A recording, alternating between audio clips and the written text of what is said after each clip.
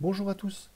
Dans cette nouvelle série de vidéos, je vais vous présenter des pépites du net et en particulier des vidéos de très bonne facture qui sont faites par des gens, d'ailleurs plus capés que moi, souvent des maîtres internationaux, des grands maîtres internationaux. Et je voulais aussi ici commencer cette série en saluant une vidéo très longue, encore plus que les miennes, mais très bien fichue, du maître international Miodrag Perunovic, qui alimente la chaîne qui s'appelle The Butcher. Alors c'est une vidéo anglophone, mais elle vaut le coup, parce qu'elle concerne une ouverture que j'aime bien, qui est le Gambit Cochrane, qui est la seule solution pour les Blancs d'être sûr de jouer une partie tactique dans la défense Petrov. Le gambit de Cochrane se joue après E4, E5, cavalier F3, cavalier F6, la défense Petrov. On entre dans la ligne principale avec la prise du pion E5. Les noirs jouent D6. Et dans le cas présent, au lieu de rapatrier le cavalier en F3, les blancs jouent cavalier prend F7, donc un sacrifice.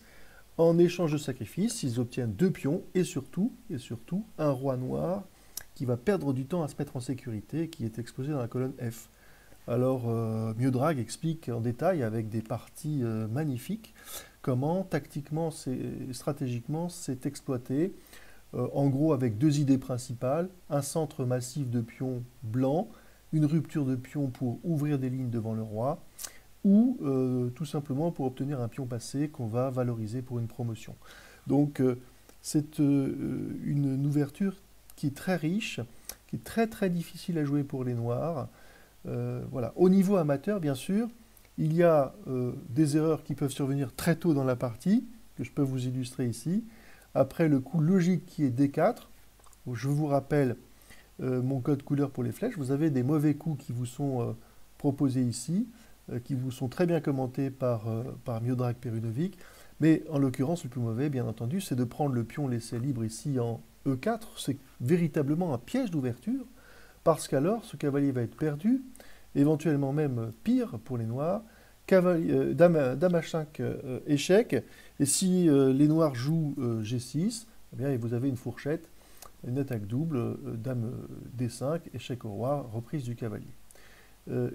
Ça peut encore plus mal se passer pour les noirs, parce que si les noirs, par exemple, jouent leur roi en G8, bah, c'est tout de suite échec et mat. Bon, il y a l'interposition du fou qui fait gagner un temps de vie supplémentaire, mais enfin, la partie est pliée. Et puis, il y a encore plus joli. Si le roi, au lieu de se rapatrier en G8, se rapatrie en E7, alors les blancs doivent jouer dame E2, avec un clouage qui vous est figuré ici du cavalier en E4. Et dans cette position, les noirs doivent absolument jouer soit le roi, soit la dame, et oublier leur cavalier. S'ils jouent un coup comme D5, la mauvaise chose à faire, ce serait de jouer F3. Bon, bien sûr, on gagne le cavalier qui est cloué, mais regardez ce qu'on peut faire de mieux en exploitant le clouage. On peut faire fou G5 et prendre la dame en enfilade.